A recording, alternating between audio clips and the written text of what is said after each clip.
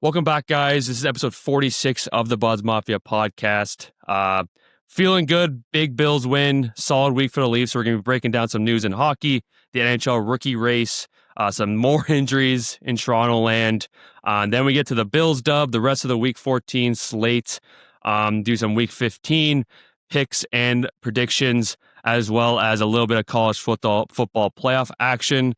And comment, like, subscribe. Go check out our YouTube page, Spotify page, as well as X, Instagram, and TikTok. Enjoy the podcast. Tavares coming out, sends it in a goal. They score! They score! Holy mackerel, they score! Morgan Riley!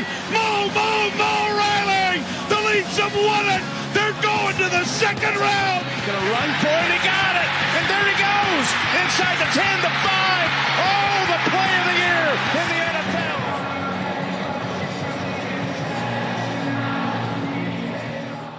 All right, guys, we are back. Episode 46 of the Buds Mafia podcast.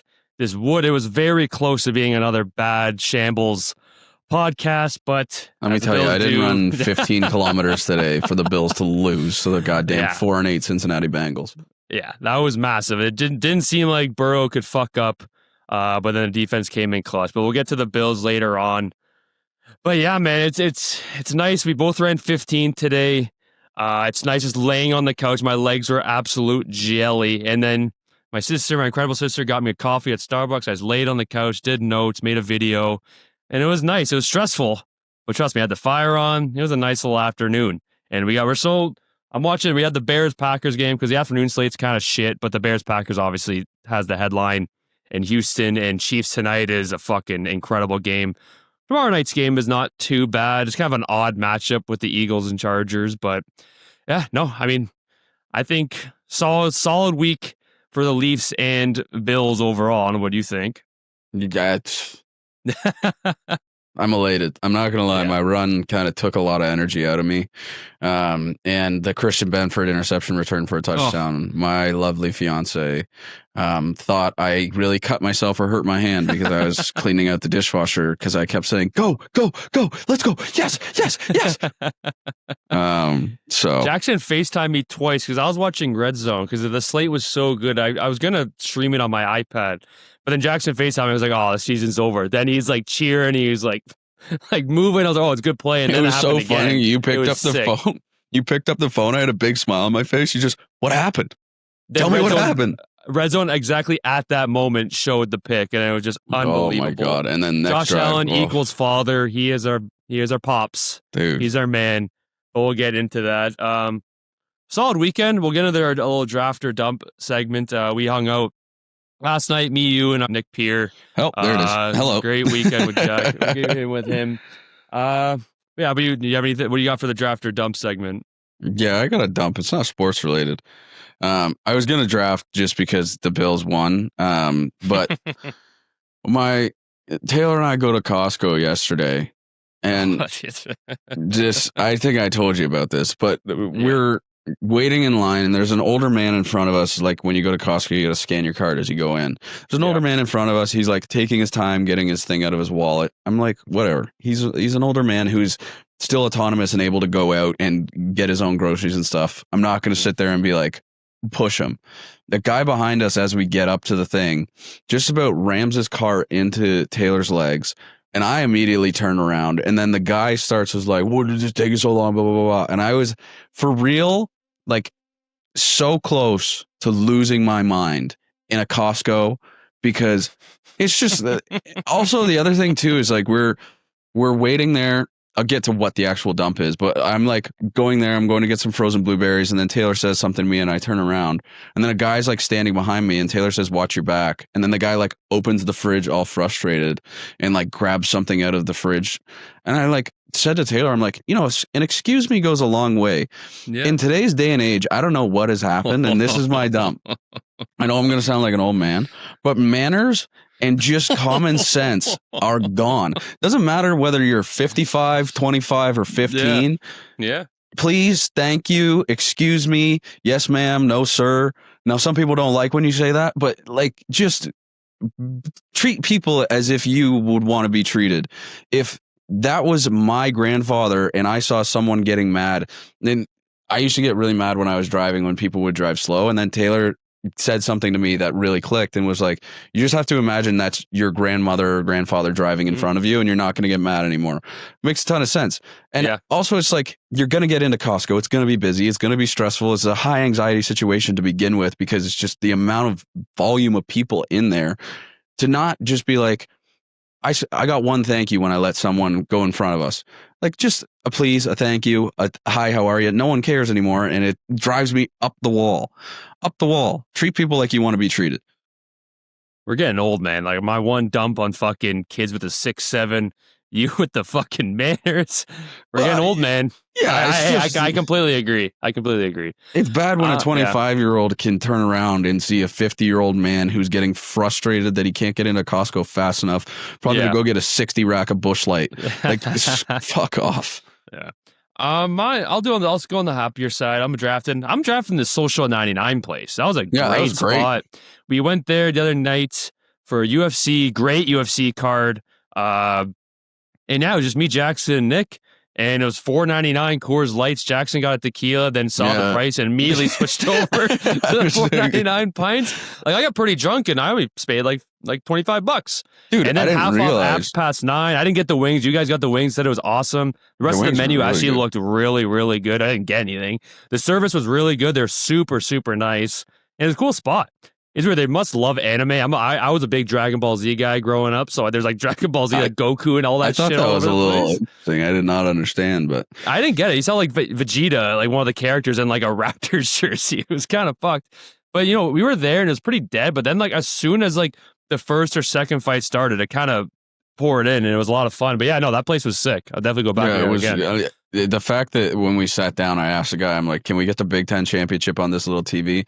Then we had the fights on the big TV, and then straight across from me was the Leafs game. It's like awesome. I must have said it 30 times. I was like, I'm so overstimulated, I can't even pay attention. I know. Me and when you were getting a little more tipsy, or when you went to the bathroom, me and Nick said over under 6.5. Jackson says, I love sports. You said it. You said it like 10 times. I don't even remember. I mean, it was there you go. But yeah, dude, it was awesome. And, I didn't realize I was getting drunk until I got home, and then I got in the Uber, and the Uber dropped you off, and then this is the second week in a row this has happened where we get in an Uber. The Uber driver doesn't say anything while you're in the vehicle, drops you off, and then just immediately is like, let me pepper this guy with questions about Canada. And I'm like, sitting there trying to answer. Yeah, dude, it was wild. I was thinking, we're talking about, early on, we're saying like pretty solid week for the Bills and Leafs, obviously. I was saying we should do something where like we like grade the week out of like a 10-point scale, kind of like, like the pizza review, kind of like because the Leafs, they grab 5 points out of 6, big Bills win, some other AFC teams lose. So I feel like I would rate this week, and you got to do everything into account, like injuries, everything, how other teams did. I would rate this a solid 7-8. That's what I would rate it. Maybe a bit low. I think that loss to Montreal really, really sucked. But still, 5 points out of a possible 6 this past week. Big Bills dub. Arguably can push to the 8s, but I'm going 7-8 for this past week. I think I'll just go Bills. Because I can't do Leafs. I don't pay attention enough to the Leafs yet. I think for the Bills this week, considering everything that has now happened in the AFC, Indianapolis' loss is huge. It's huge, huge. Let Jacksonville run away with it. Like, that's just what they're going to do. Pretty well. And, like, I would go like a 9.3 for the Bills. They didn't have Joey Bosa. That's a tough Bengals team, man. Like,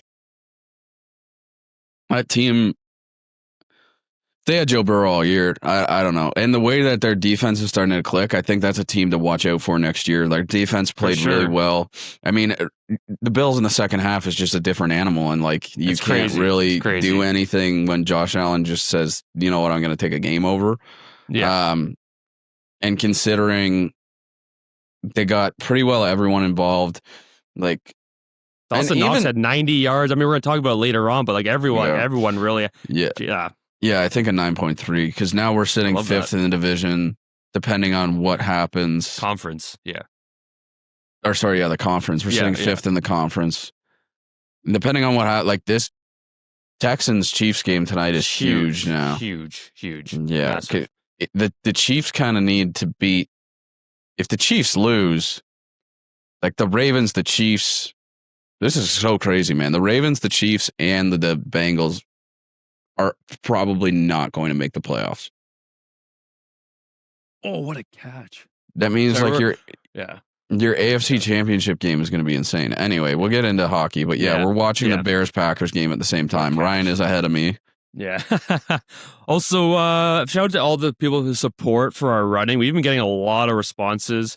What am I at? Because we both ran 15 today. You're at I'm 30, at 30, 35, I believe. No, 36. 36, and you're at 38. Yeah. Yeah, we've been crushing it, man. I run 5 days a week. I don't run Tuesdays because I have hockey and Fridays because I usually go see my girlfriend up in London. Yeah, man, sometimes I always have a big run on Sunday, so obviously you like to have a few pops on Saturday, but you got to put the work in, especially when the Bills playing at 4 is so much better because you can miss the start of the 1 o'clock slate. Do you know how did you see my one Instagram story? Yeah. Like, absolute rookie mistake by me. I woke up at 11 because I went to work on Friday, worked till 11:15, got up at fucking like 5:30 on Saturday, went to work till like noon. Then we went out to the bar and I got home and I don't think I've ever fallen asleep faster. Wake up at 11. I'm like, oh God, I have to stretch and then run. And by the time I left the house, it was like 11:30 and I knew I had to run 7.5 kilometers out and 7.5 kilometers back. I was like, there is absolutely no way. So I was literally me. A guy stopped as I was running out. I was on like Millborough line. I was literally out in the boonies. And a guy stopped. I had my Bills jersey on and I had my phone in my hand. And he stopped and he goes, "Go Bills, you watching the game?" I go, "Yeah." He goes, "While running?" I go, "Yeah, I couldn't miss a start." I'm trying not to sound like I was dying, man. Yeah. Oh. Yeah, before we get into hockey, the Spotify Wrapped came out. And that was cool because this is our first kind of not technically full year, but I guess like pretty close, first year, very close. So kind of stuff came out. Personally, though, hear this elite top 5 for my top podcast for my personal Spotify. Chicklets 1, Bob Does Sports Podcast 2, Part of My Take 3, Brilliantly Dumb 4, then Buzz Mafia 5. That's pretty elite. Wow, that's crazy. There, and yeah, I mean, again, we're young. We don't always get we don't always get the best numbers, and we're still starting from scratch. But some of these numbers are pretty cool. Like our debut season was more popular than 91% of other new shows. We received more comments than 86% of other shows. Yeah, our show was in the top 15% of videos on Spotify. Like it's pretty cool. Like I know it's again, I think our stat was like 90% of podcasts don't reach past episode 20 or whatever the hell the number was. Yeah, so I think it was we're episode starting fresh. Yeah, episode 30 or something like that. 30, yeah. So we're finding our way, and then the top countries: Canada, U.S., Finland, Philippines, then Australia. Finland's wild to me too. Big hockey over there. I mean, Philippines is fucking nuts, but it could have been Australia is also insane. Yeah. So yeah, I mean, we're getting there. It's just we love what we do, and we're almost at 50, and 50 will be cool. Our time will come. So much, and I love for it. real. I've never gotten into shape so fast in my life because for those who don't know, Ryan has been running pretty consistently for a while now, and it kind of came out on a whim that my fiance we spitballed an idea about running and doing the running with all the Bills gear on. And I'm not going to lie, I was petrified at the start of last week. I ran the first 5K. You've been dialed, though. You've been loving dude, I'm addicted competitive, to it now. But you were looking at your numbers, like you're loving all this shit. I've been addicted to it now. I got the free trial for Strava, and I might Strava's sick. Shout out Strava. Might just pay for the year because like it is honestly is so satisfying. You get to see, it gives you a breakdown of what you do and like your pace and everything. It's fastest 5K, fastest K, like all that shit. Told me today that I could probably run 10K in 3 weeks in 54 minutes. Jesus Christ. Which is insane. Also, I started my run off today way too fast. I saw it, dude. It was like 5 minutes. You fucking were sprinting. I was sprinting and then I got to the 7-minute mark and it could not move. And also, this is like, again, I do research a lot because, like, again, like, so my diet didn't really change at the beginning because, like, when you're that heavy as I was, like, when you run, you lose weight pretty rapidly. Mm-hmm. But when you see the results, it's like, hey, dude, if I combine this with actual diet change, it goes down even more. So I've been kind of doing a lot of research in running in the snow is 10 times harder than when it's nice. Like, it's hard on your legs because you're pushing down basically like on sand, right? Dude. And so like when the weather turns out better and warmer, obviously I'm running that marathon in May. Like, I feel like we'd be flying in like maybe April today or was whatever. horrible. Also, there's some cars today. Let me tell you, a lot of people will give you space. There was one car today. There was no one coming in the other direction, and I had to run into the ditch. And then I was stuck in the ditch because it was a pretty steep hill, and I was stuck in the ditch for like 500 meters. Yeah. Slowed my pace down horribly. That was where I ran like the 8-minute kilometer because I was stuck in a ditch trying to run.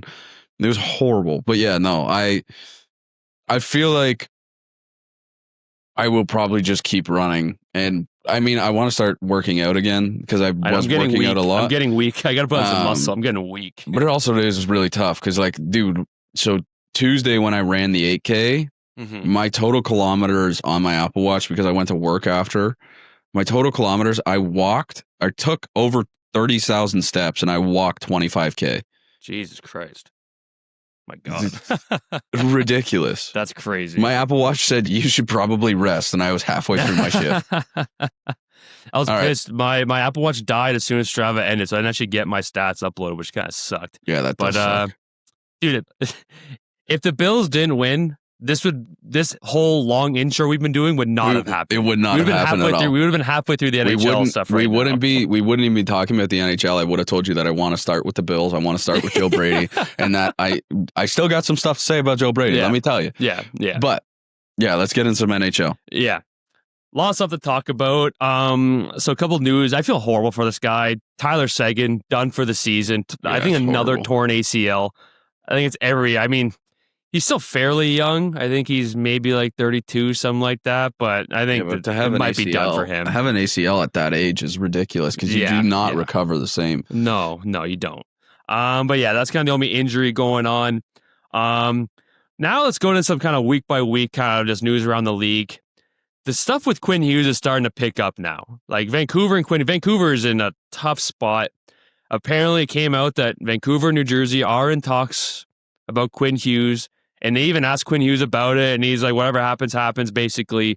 I'm not in the call with Fitzy and Rutherford or whatever, but that's the cost, right? So we'll see. And I don't know if you saw, I got to send you these two plays by Quinn Hughes.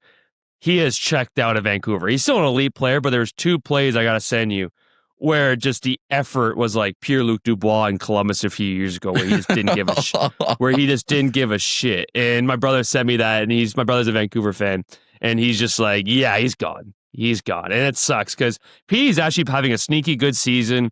I think he leads all forwards and block shots, so he's been great. But yeah, it's just Jack's been going through tough. It recently. It's a good thing the Lions won. Thank God, yeah. Then I think it's fair to say for me now, I think Nathan MacKinnon is officially the best player in the league. Gotta be. That goal against New York was fucking insane. Ridiculous. 3-3, a 3-on-3 against Natchez, Makar, and MacKinnon. That's not fair. That's not fun. No, they're a wagon. And he just absolutely towed two guys, backhand, bar down. It's one of those shots that the puck went in and out so fast on a backhand. He has 48 points this year. I think it's 24 goals. Again, McDavid's McDavid, right? Like, he's been to 2 cup finals, won a Conn Smythe even when he lost. MacKinnon's got the cup.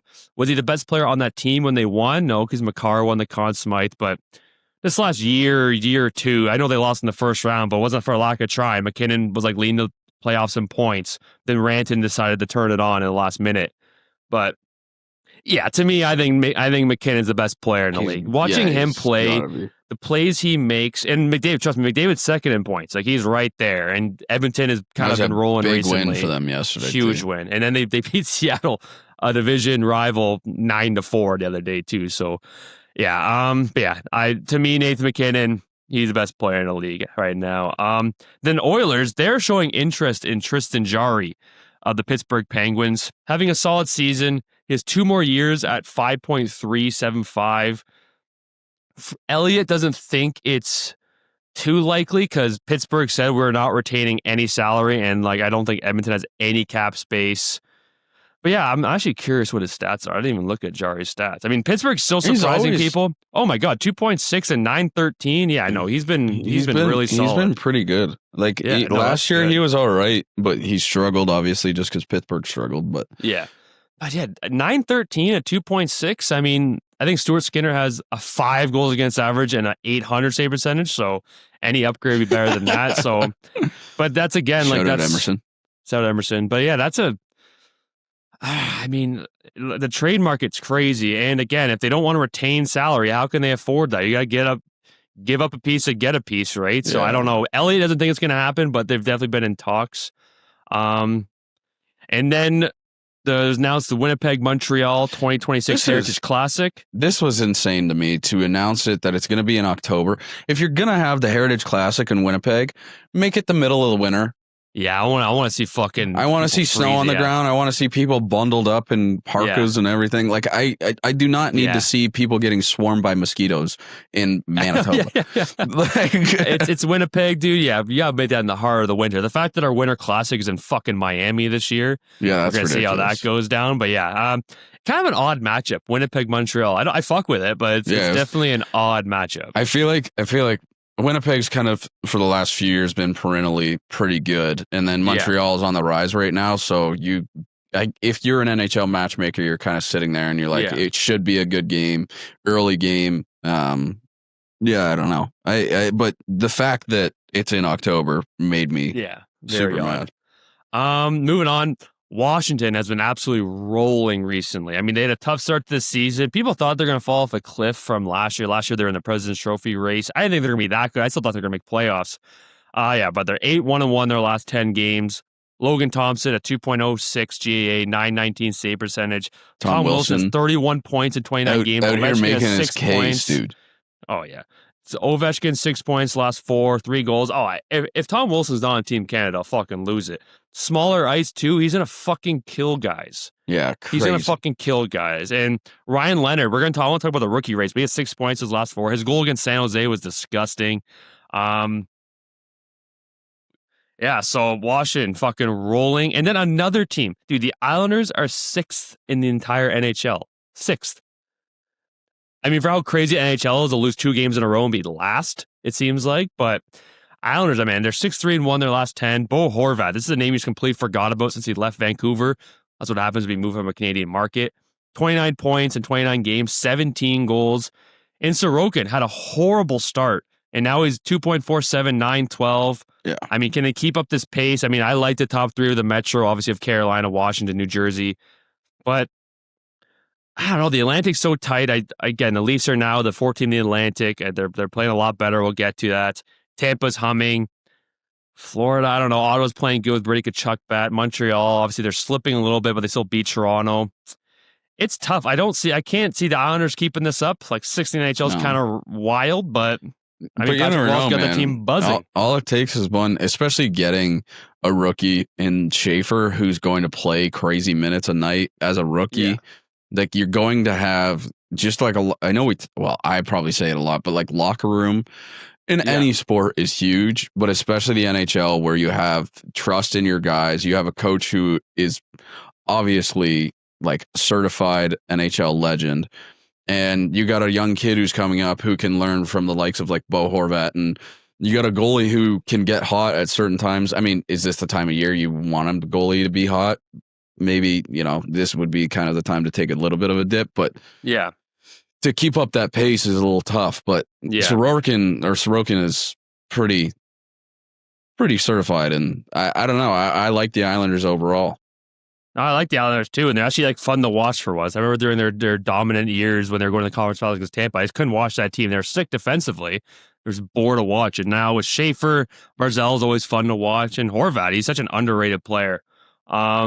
And I want to get into this NHL rookie race. It's not a 2-man race. So Beckett Seneca from Anaheim, recently he saw a player who he models his game after, Philip Forsberg. I think that's a great comparison. He plays similar, right-handed shot, really shifty, great hands in tight, can shoot the puck. He's leading all rookies in points with 22 points. I mean, Demonov, 21 points. Schaefer, 20 points, 8 goals as a defenseman, which is ridiculous. Yeah, crazy. Ryan Leonard's been kind of heating up the last few weeks, especially with Washington. 18 points. Then Kapanen, I think he plays with Demidov. I'm not too sure, but even then, 18 points in 29 games. Like, this is not a two-man rookie race. Barry's younger brother? I don't know. It's Finland, so I feel like Kapanen's a pretty popular last name. Probably a pretty popular last name. But I'm not sure. But yeah, this rookie race is not a two-man race. Like, I totally forgot that Ryan Leonard was still technically a rookie. He just was in the playoffs last year. Yeah. But yeah, I mean, Washington's buzzing, and they're cousins. There you go. They're cousins from a famous Finnish hockey camp family. Hello. And Kasperi, yeah, that's crazy. Damn. All right, let's get into the Leafs now before we head over to the NFL. I got to take my word back on Troy Stecher. Yeah, I went on a rant. I said, thank God we got the fucking Edmonton Oilers 8th defenseman. He's been great. And you know what it is? He had 2 points in Florida. But what it is it literally just fucking effort. Like, he's giving a shit. He's trying. He's going to rip it off the glass. He's going to get the puck out. Because our defense has been horrible this year. It's been better. But the collapses that happened at the beginning of the year was horrendous. And you know what? He's just playing hard every shift. He's doing what he needs to do. He's not overcomplicating things. So yes, I got to take my word back. He's been playing great. He's fitting that lineup very well. He's playing like Berube style hockey where you just need to show effort. Just work. That's all he cares. That's all Berube's, all these clips from practice. He's like, guys, just fucking skate. Just try. Like, just work your ass off. And I think Stetcher's been showing that. I think he's always done that at Edmonton, but maybe Edmonton's more of a skill game, so that's maybe why he didn't fit so well. But yeah, man, he just fucking does his job, and I think he's been a key part. I'm not gonna say a key part, but he's a big part to what the Leafs' success of late has been. To be picked up and then immediately come in and make some sort of impact and show that you're going to join a team and show effort immediately that's all you could ask for in having a player like that. For sure. So Woll on IR. We'll talk about that Carolina game. It should be just a week. It was scary because it was a groin, which he had groin issues, especially getting back to that Boston series a few years ago. But it should be just a week. No update on Stolarz yet. Tanev's been skating.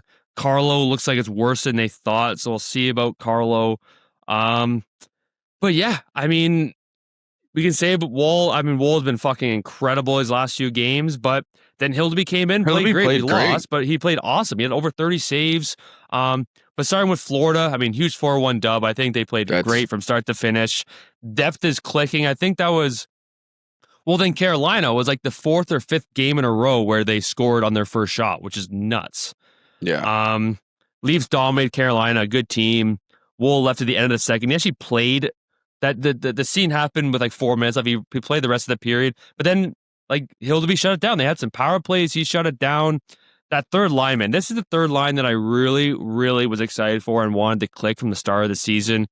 McMahon, Waugh, and Joshua. That's a big, heavy third line. They all can skate. They all can.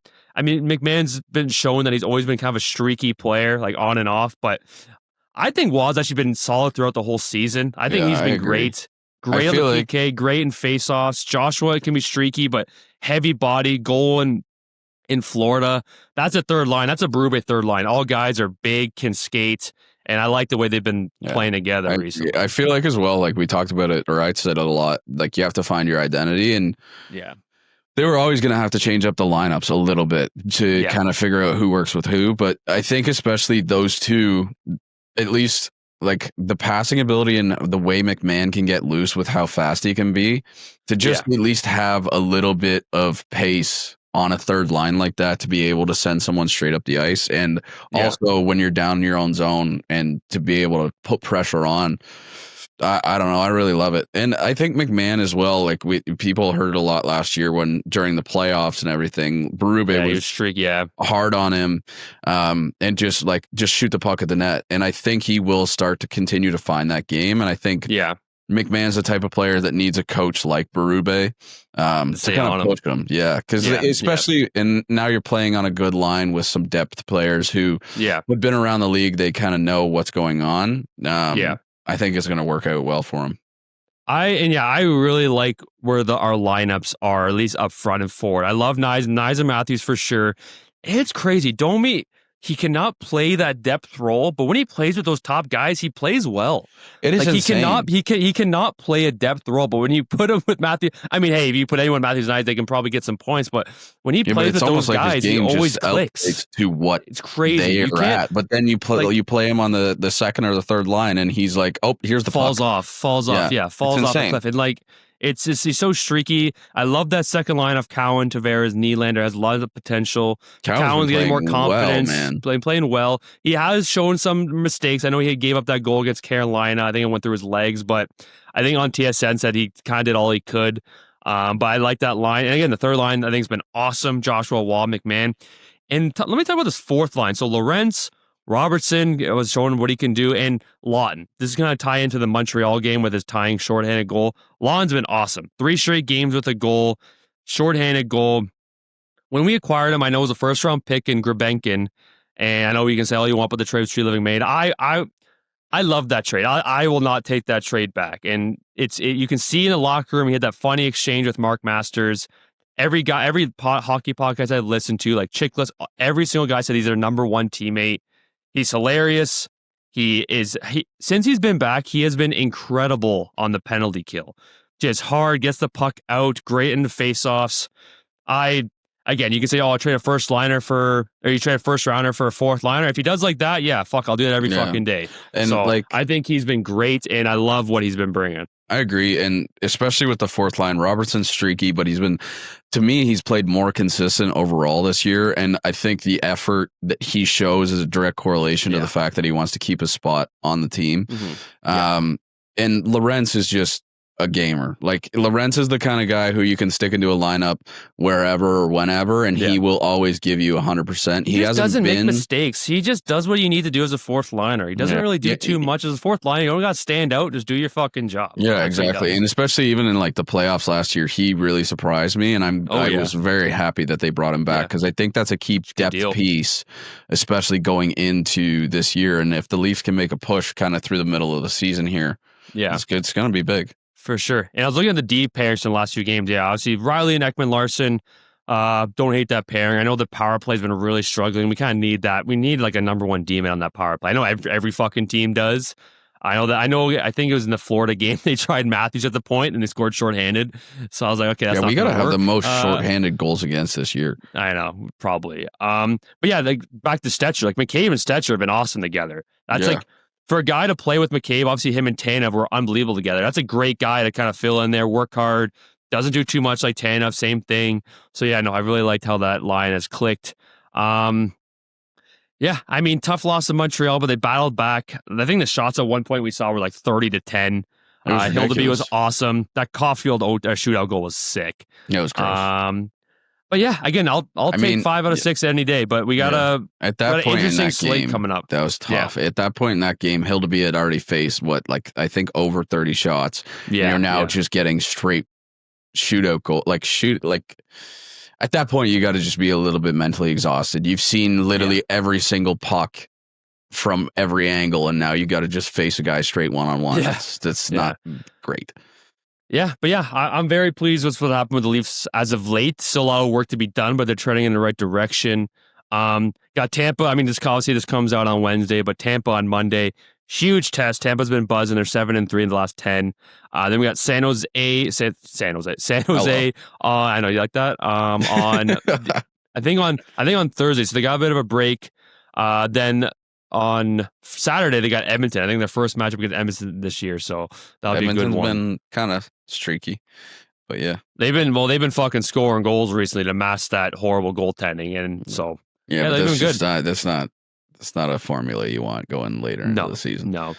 All right, man. You ready to get into some NFL? Get to week 14 here. Yeah, dude. The NFL this week was insane. Started off great on Thursday. Insane. And Jack, I'm sure Jack was never happier, which is so funny. Let me real quick. I talk about your brother like I've known him for years. I don't think I've actually probably ever met him other than maybe at high school once. Never met him. But I took the Cowboys. I was silly. I thought the Cowboys offense was amazing, and I thought their defense might have found something. Just not. And this was a game as well where that one George Pickens play where he didn't actually make a try for the ball probably cost him money next year. Yeah. But this game, again, was just Jahmyr Gibbs. Goff played well, but Gibbs, 3 touchdowns and only 43 rushing yards, but at 77 yards receiving. Just ridiculous. CD Lamb might be out for a little bit too. Yeah. And just injuries again for the Lions. Branch is done for the year. Yeah, that's not good. That sucks. Their defense is starting to hurt. Dude, defenses around the league are destroyed right now. I know. Would you say for this game, because the Cowboys D-line was non-existent for how well they played the last few weeks, would you put this more on the Cowboys defense going back to kind of where they were beginning of the season, or do you think that was just the Lions offense to a T, just what they've done? I think this was a game. I think it's a mixture of both. I think this was a game where the Lions offense, coming off a bad loss, really kind of needed to figure stuff out. And this is a Cowboys defense who had played really well, and this was a real test for them. And I think the Lions got the best of them in getting back on track with offense. And just Jahmyr, the two-headed punch with Gibbs and Montgomery, and they don't even use, like, Montgomery arguably could be a number 1 running back on a bunch of teams in the NFL. I agree. But yeah, it's just, I think this was a good game for the Lions to establish themselves and say, hey, you know, the offensive woes that people think we're having, it's maybe not so true. And again, it's just hard to win in the fucking NFL, man. It's week to week this year. It's crazy. It really is. Nuts. You look at the top of the NFL standings right now. It's ridiculous. But this is a huge win for the Lions. It really wasn't close. I think Cowboys scored at the end there, so it really wasn't that close. I think it was 30-37. And then Gibbs scored his 3rd touchdown, and to make it 44-33. But like, if you watched, I was at work, I didn't watch a ton of the game, but just watching the highlights, it just seemed like the Lions had their number. Dak couldn't really get it going. And to be honest, like, I want more games like this for the Cowboys because I want George Pickens to be on the Bills. But yeah, this is a huge win for the Lions overall, especially in an NFC conference and division that is unbelievable. Like, the NFC right now is ridiculous. It's crazy. We also did have a buddy who said that no team, and I didn't respond to this, but they said no team in the AFC would make the playoffs in the NFC right now. That's just a horrible take. The only 11-win team is in the AFC. Like, ridiculous take. Anyway, I didn't want to drop his name. Yeah, I don't give a fuck. Fuck him. Next, massive divisional game. Jaguars won this game from the start. It was never really that close. This is sad. Yeah, we were hyping up Colts. Perfect offense. They were humming on all cylinders, and I don't know what happened. I mean, Jaguars have been hot recently. 36-19. Lawrence was solid. 2 touchdowns for ETN. And Jones went down with an Achilles injury. Yeah. Leonard, came in. I think he played solid for his first ever, basically almost full game. He played what he could have. He did what he could have done. Played well, man. So that Jags defense played great, and their offense was just clicking. Trevor Lawrence was escaping the pocket and finding his man. Like, Brian Thomas had a better game. So it's just Jags team, man. I never liked the decision to let Daniel Jones play through. It's crazy. Like a fracture in his fibula, because you're going to overcompensate, and what that leads to is non-contact injuries. And let me tell you, I have always kind of liked Daniel Jones. Part of the reason being is because Brian Daboll went to New York because he felt like Daniel Jones could be kind of the next Josh Allen, and he was playing well this year. And it's so sad. You never want to see anyone get hurt. Maybe my text messages today to Ryan might disprove that. But yeah, just sad. Won't be released. No. But yeah, no, for sure. So Jags are what now? 9-4. Yeah, top of the same as the Bills. Top of the AFC South. They're in the 3rd spot because they're leading the division. But that Bills win today jumped us to 5th, which is huge. Do you want to talk about the Bills after we get rifled through these? Yeah. So Dolphins, Jets, not much here. Kalen's pick. Kalen's 5-5 now. Dolphins went 34-10. I wrote down who the fuck is Brady Cook, because Tyrod Taylor went down. This guy Brady Cook came in. Never even heard of him. The Dolphins just dominated the run game. I mean, the Dolphins are nothing without Achane. It's crazy. It's crazy. Like Tua would even play that well. The Jets kind of shot. Their only touchdown was a kick return. Yeah, the Jets stink. And the Dolphins, it's just, again, like you said, they'd be nothing without Achane. Achane, where would you, do you think, where would you rank Achane this year in all running backs in the league? That's kind of tough. Right now, my top running backs is like, I go Taylor. Jonathan Taylor 1, Gibbs 2, James Cook 3, then probably Achane 4. Over Bijan? Yeah. Over CMC? No. But CMC's kind of like a slot wide receiver now. Yeah, he kind of is. Let me change that. I'll go CMC 1 because that was ridiculous that I forgot about CMC. Yeah. He's on a bye this week. I'll go CMC 1. I don't even know if I'm putting Jonathan Taylor 2. I'll probably go CMC Gibbs, and then it's kind of a toss-up between Cook and Taylor for me. Even though Cook doesn't have quite, like, he has more yards than Taylor now, I think, because I don't think Taylor had a good game today. He did not. He had 75, I think. So. Yeah, probably CMC, Gibbs, Cook, Jonathan Taylor. I'm going to get ripped for that. Yeah, that's all right. All right, moving on. Big divisional game. The Bucks were like this pre-week, they were 8.5-point favorites. Saints win 24-20. Tyler Shook, he's not terrible, dude. His numbers aren't crazy, but he can run the ball. He's not terrible. The Bucks just kind of shot themselves in the foot. Like the Panthers, they're definitely pumped after watching that one. The Bucks are just too many injuries, man. That's what I said last week. You can't have a consistent football team when you're playing new guys at a spot every week. And I think I might not have said on the podcast, but I was talking to my one buddy, and it's like the divisional games are different, and the amount of divisional games that were had this week, like we'll get to the Steelers-Ravens games, but there's a reason why I took the Steelers, man. Yeah.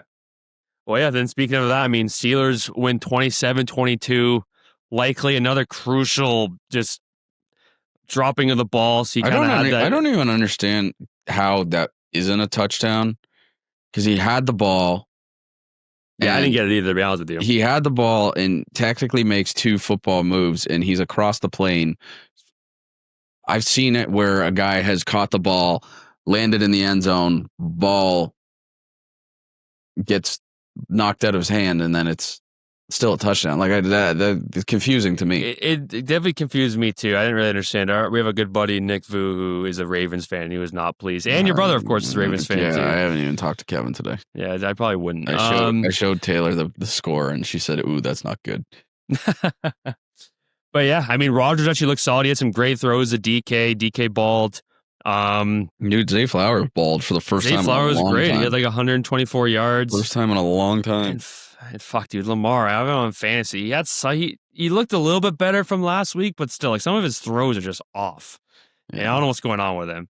I don't know, man. Like right now, the AFC, that loss for the Ravens is just killer.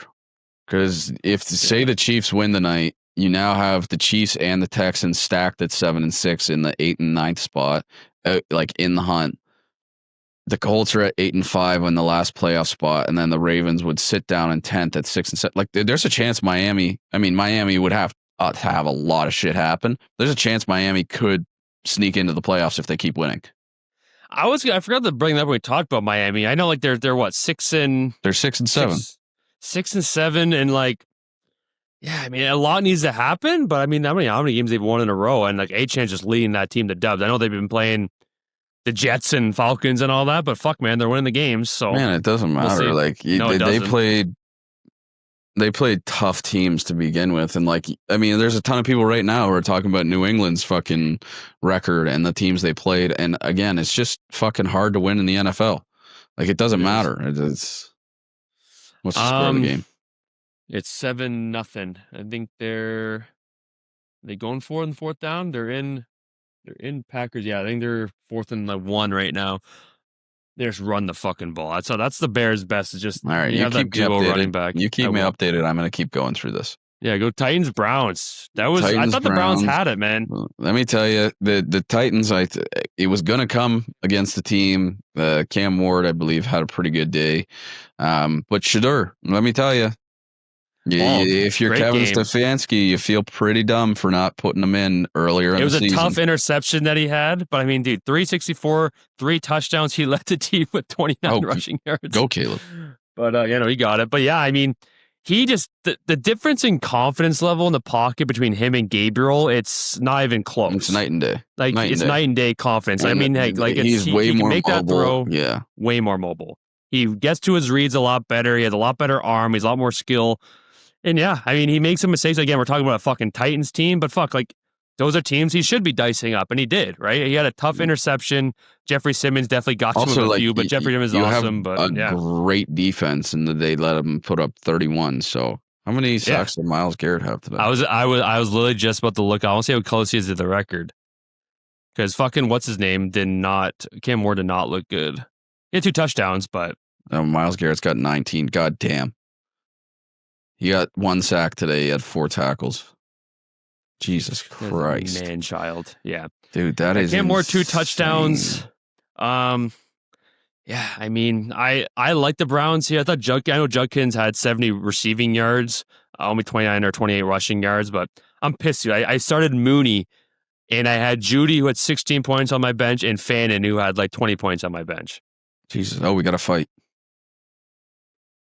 Dude, Cleveland had one fucking hell of a draft this year. Dude, they played well. Dude, Mason Graham's been awesome. Apparently they have this, they apparently have this linebacker who's been awesome on the defense, who's like leading defensive rookie of the year right now, who's been awesome. Wait, it's like Weissenberg or something like that. Yeah. And obviously they got Judkins, they got who am I thinking of? Mononga. No, they didn't draft Mononga this year. Mononga is the Bears. Fucking Bears. Who else have they got? I think they drafted Fannin this year, did they not? I think they did. I think he's a rookie. Yeah, they had a fucking hell of a draft. I know it's funny because I know Mason Graham before the season, people were roasting him because he was just puking at practice. Harold Fannin and I have the same birthday. Attaboy. I'm 4 years older than him though. That's so tough. So is he a rookie? Yeah, he was born fucking hell of a draft. He was born in 04. Hell of a draft for Cleveland. Yeah. All right, and then the last 2 games here before we talk about the Bills. I mean, Seahawks Falcons. This was always that should have been my lock of the week. Honestly, there's a spread for the Seahawks. They win 37-9. Seahawks defense is sneakily one of the best in the league. I might 3 have been touchdowns wrong. for Darnold. I might have been wrong when I told Emerson that it's a horrible take. They're definitely top 3, but the Broncos defense is still ridiculous, and so is the Texans. And like the Texans, I would take the over on the Texans sacking Patrick Mahomes tonight. But yeah, Seahawks easy dub. I mean, JSN 2 touchdowns, Darnold 3. All right, I got something to say. The Bears just ran. You're in the NFL. This is going to lead into the Bills. The Commanders whooped the Vikings. JJ's back. Ertz absolutely died. Everyone was crying. That sucked. Whatever. Fuck. Whatever. Everyone cried. Pussies. I can't stand these trick plays that these NFL teams keep running. Why are you running a reverse on 1st and 10? You lose 6 yards. It's ridiculous. Then, yes, Bills win. Huge Bills win. Josh Allen is my father. Ryan doesn't want to hear me talk. Anyway. That was itching. I can hear you. Anyway, 3rd and 4. Let's run a swing pass. 3rd and fucking 6. Let's run a screen. Let's do this. Stop. For the love of God, it is my biggest pet peeve when Joe Brady dials up a swing pass or a screen pass. It is almost a guarantee. You could bet $1 million on it that if it's 2nd and 7, we're running a swing pass or a screen pass to Ty Johnson or Khalil Shakir. And ridiculous. This is the most ridiculous play. I cannot stand. You're in the NFL. I get it. You want to try and trick people. You're going to catch people off guard. These are football. Hello, why are we grabbing people by the throats? I know. I was just going to say, do you see that? He literally just it's like the guy walked up to him and he straight just choked him. Luther Burden, you're a rookie. Ben Johnson's going to hate that. Huge win for the Bills. We'll get into it. But yeah, it's just the Joe Brady consistently makes me mad. Just with some of his play calling and designs. I feel like a lot of today was improvisation from Josh Allen and audibles. I didn't love the way the game started. I knew that it was going to be a tough game just in general. Joe Burrow is 2-0 overall against the Bills. And you have Jamar Chase and T. Higgins. I thought T. Higgins was sent to the ether after his head hit the turf that hard. For real, I was like, no, he is not going to be coming back into the game. And lo and behold, he comes back in and makes a crazy one-handed catch to just about help the Bengals get over the hump and beat the Bills. But the Bills trailed this game all the way up until the Christian Benford interception. And I actually just got a update from ESPN saying, was this a TD? Isaiah Likely's apparent go-ahead touchdown in the final minutes is overturned by replay. So everyone's a little confused by that play.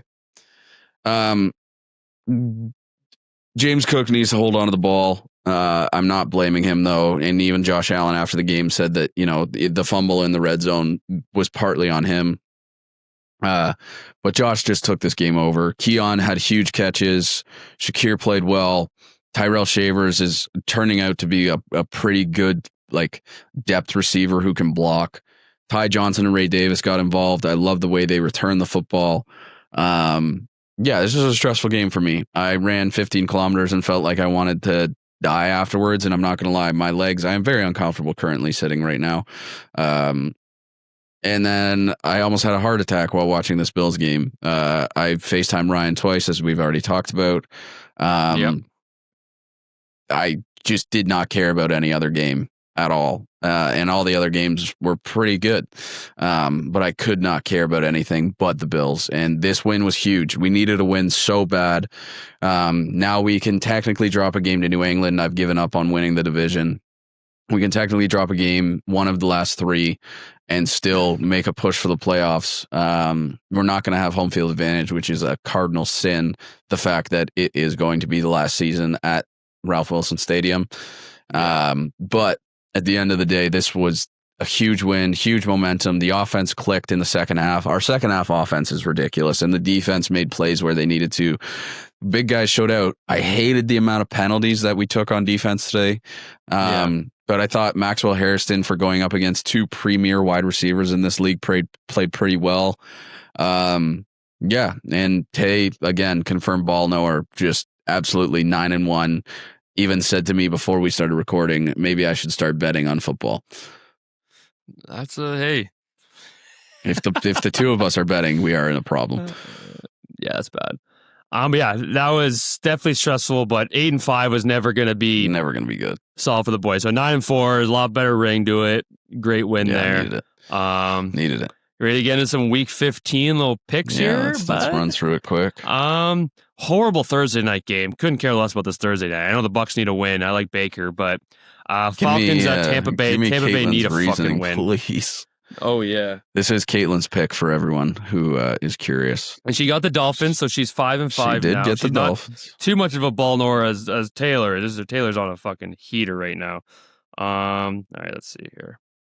Also, yeah, because obviously we're watching the Packers game at 7-3 Packers. Broncos are up 14-7. Rams are up 17-10 right now. That's basically it. And obviously we got Texans, Chiefs, Eagles, Chargers Monday night. All right, let's see here. I'm going to go with the Buccaneers because Pirates are known to have birds as pets. So I don't think the Falcons stand a chance. Because of the relationship with birds, Pirates kind of rule the sea and the sky. That's a reasoning for the Bucs. Okay. I like it. And also the Falcons suck ass. They stink. They do stink. And the Buccaneers are desperate for a dub. So, she's got the Bucs. I like that. Then we get to the absolute game of the week. Bills at Patriots. Patriots are 1.5 point favorites right now. Yep. A lot needs to go right. You got to shut down Stephon Diggs. They're going to try to feed him the ball. Travion Henderson, you need to have a good run defense, and Josh Allen needs to be the Josh Allen he was today. But yeah, I got the Bills, and I like the under. Oh, okay. What was the score last time? 23-20. Definitely the under. Oh, okay, yeah. Yeah, I'm excited. In Foxborough, that would just be such a fucking statement win, too. I would love that. That'd be a huge one. We'll see. But all right, so next one, Browns at Bears. Bears are 7.5 point favorites. Browns have been clicking. At least their offense has. The defense didn't look great against Tennessee. But we'll see how they can do against the Bears Run game. Yeah. Do you like the I got Bears the here? Bears, yeah. Yeah. I wouldn't hate the Browns plus 7.5. No, I don't hate that at all either. All right, Chargers Chiefs, massive game, especially we don't know how the Texans game's going to end up Also, tonight. we don't know about Chargers Chiefs. Justin Herbert too. Exactly. So Chiefs are 4.5-point favorites at Arrowhead. I think this is It's got to be Chiefs. It smells like a Chiefs dub. Yeah. It is like, even if they what a dot. Love to Melton, like a 40-yard dot. But yeah, even if especially if the Chiefs lose the Texans, to me it's a guaranteed dub against the Chargers. Yeah, but I agree. Hampton's back Monday against the Eagles, so we'll see how his health. He's missed a lot of games, but time. yeah, I like the Chiefs here. All right, we'll go to Tay's pick now. Raiders at Eagles. Eagles are 12.5-point favorites. I mean, hey, Tay's a ball knower. Let me hear what her reasoning is. She has not been hearing. Well, she hit a quick audible as she left. But she said she hasn't been hearing great things about the Raider, and then quickly changed it to she hasn't been hearing about the Raiders, which I mean is fair. There's not a lot of Raiders talk going on in our household. She said it's at the link, home field advantage, and the Eagles have. I will say, she said, a passionate fan base, not a mean one. And I kind of led her with my question of saying, would you say the Eagles have a mean fan base? But yeah, she said Eagles have a mean fan base that's passionate. Haven't been hearing great things about the Raiders, and it's at the link. Eagles all day. And she asked if Jalen Hurts was still on the Eagles, which was hilarious as well. All right, next game, Jets Jaguars. Jaguars are 9.5-point favorites in Jacksonville. I would take the Jaguars at 9.5. Yeah, I would too. All right, Commanders at Giants in New York. Commanders are 2.5-point favorites. I feel like that'll change with Jay Daniels out again. Zach Ertz is likely career done, so I like the Giants there as well. The big divisional game. Yeah. Cardinals at Texans. This could be a bit of a trappy game for. Could be. Texans are 7-point favorites, but I don't hate the Cardinals here. No, I don't hate the Cardinals. I mean, they're either. up. It's 17-10 against the Rams right now, but I still take the Texans, but I don't hate the Cardinals with the points though. No, neither do I. Oh, it's 24-10 now. Let's see who scored. Oh, the Puka Nacua. Puka. He has 136 yards. Yep. Holy fuck. At half. Yeah. Going on to a big AFC North matchup. I like the Bengals here. I like the Bengals too. I like the Bengals a lot. If they play the way they play today, they're going to win. Yeah. Yeah. 100%. And if their defense, I know they let out quite a bit, but it was more Burrow kind of fucked them up there the last few games. Like their defense has kind of started to figure it out. And the Ravens offense is just not clicking. It's just not figuring it out. Yeah, I like the Bengals here, but that's a huge game for the Ravens and big one for the Steelers as well. Next one, Titans at 49ers. 49ers are 12.5-point favorites. CMC might have 100 rushing yards and 100 receiving yards against this fucking Titans D. In San Francisco, easy 49ers. To me. Yeah, I agree. Panthers Saints. I mean, the Panthers have to watch what happened and immediately go foot to the gas. You have to win this game. This turned into a huge game for the Panthers, especially with the Bucs loss. If the Bucs lose Thursday too, like the Panthers are like, this is a fucking must win. This is a huge game for them. They're 2.5-point favorites. New Orleans they're a grindy team. Shook is playing okay. Their defense has got to get some big stops. I like what Kellen Moore is building over there, man.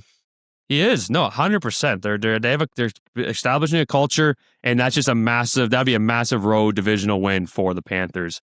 Next up, Packers at Broncos. Holy fuck. Packers are 1.5 favorites. I love the under in that game. Yeah, I do too. Two top 5 defenses going at it. Would you agree? Yeah, I would agree. Yeah. In Mile High, but yeah, I like the Broncos too. I know you like the Broncos as well. I like the Broncos. Colts at Seahawks. This is a huge game for the Colts. I think the Seahawks might go belt to ass in this game. I just think Daniel Jones, I mean, a full week of Riley Leonard getting the number 1 reps could help him out. Maybe a bigger game for Jonathan Taylor. Now it really the Seahawks defense is so fucking good. That Anthony Richardson got hurt and is out.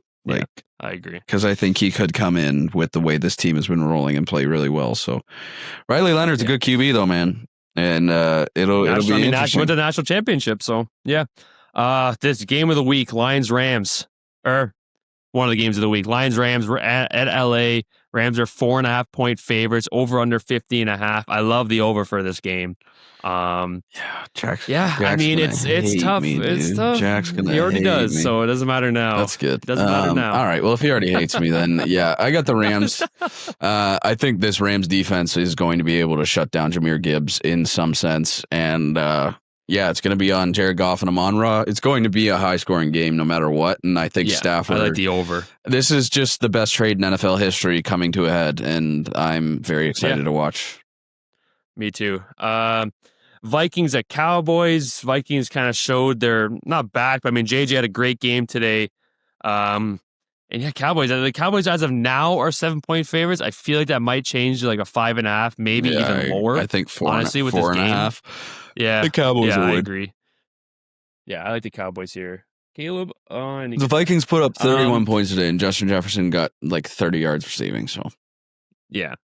Then final game, it's an absolute dumpster of a Sunday or a Monday night game. Dolphins Steelers. Really Steelers game. 3-point favorites. Really big game for both. Huge game for the Dolphins. Pittsburgh, if the Dolphins get to 7-7, that's huge. So yeah, but yeah, you like the Dolphins there? Yeah, I like the Dolphins. All right, so that's the Week 15 slate. Wildcard women, Taylor, ball nowhere 9-1. Caitlin, just a grinder, 5-5. And last week of our fantasy, I think I'm already in the playoffs. Jackson's fighting not to get pelted by a paintball gun. I think you're safe because Emerson's been horrible. No, not too bad. No. Or do you? Let's get into some. We're kind of streaky with the college football. Yeah, let's get into some college football. I'm gonna rifle off. Well, first off, give me your thoughts of the committee. The committee is all over Twitter getting ripped on. Kind of give me your overall thoughts on the college football committee. It's Notre Dame's now not playing in a bowl game. They've taken their name out of consideration to play in a bowl game. The fact that I'm happy that like JMU's in and Tulane is in and all these other like teams are in. But like, I don't know. It's hard for me. I like Alabama you have to have Alabama in the college football playoff. It does not matter. I understand that they lost to Georgia, but they're still a really good team. That game was closer than people thought it was going to be. I don't know. The fact that Notre Dame's not in, I don't love. And same with like Vanderbilt. I don't know. Oregon stomps JMU. Ole Miss stomps Tulane. And like, I don't know. I think A&M stomps Miami. So it's like, and then let's kind of get in that bracket. Yeah. So I kind of want to get in the bracket. Well, I want to see your full fill out of the bracket. Starting with the first matchup we have here on the board, JMU 12 seed versus Oregon 5. You got Oregon just absolutely curb stomping JMU. I think it'll be a close game. I got to be honest, I haven't watched much James Madison University football this year. But I love Dan Lanning and Oregon overall. So yeah, I got Oregon going to play Texas Tech in the quarters. Alabama, Oklahoma. That's a tough one. I like Mateer, but I trust Alabama more. All right, Alabama takes a dub there. Tulane, Ole Miss. Ole Miss. I think Ole Miss comes out and plays with a fire after this whole Lane Kiffin thing. Yeah. And then Miami, A&M. It really depends on Carson Beck for me, but I think A&M, that loss to Texas really kind of shook them, but they're still a complete team, and I really like A&M. All right, then the quarterfinals, Oregon at Texas Tech. I really like the way, first of all, I love Texas Tech Red Raiders. I love that. Incredible defense. Yeah. They fucking bullied BYU. Yeah, I like Texas Tech. Texas Tech to the semis. Alabama, Indiana. Indiana. Yeah, number one team in the country. Ole Miss, Georgia. Georgia. Texas A&M, Ohio State. That's a good game. Give me A&M. Over Ohio State? SEC football, baby. You dog. All right, Texas Tech, Indiana. Indiana. Indiana to the national championship. Georgia, Texas A&M in the semis. Georgia versus Indiana for the national championship. Jackson, who is your national champion? The fact that I don't have Ohio State in the national championship is tough. And a Georgia-Ohio State semifinal would be unreal. You don't got that, though. I know.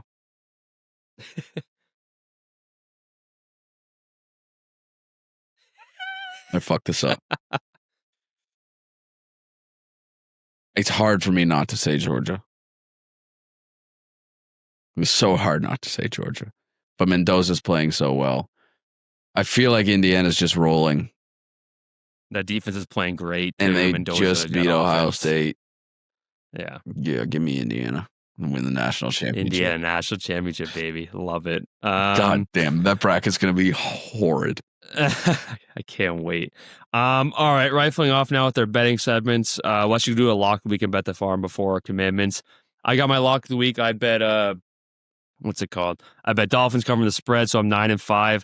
Give me Lions plus 4.5. Oh, they're nice and warm weather. Their offense is playing better.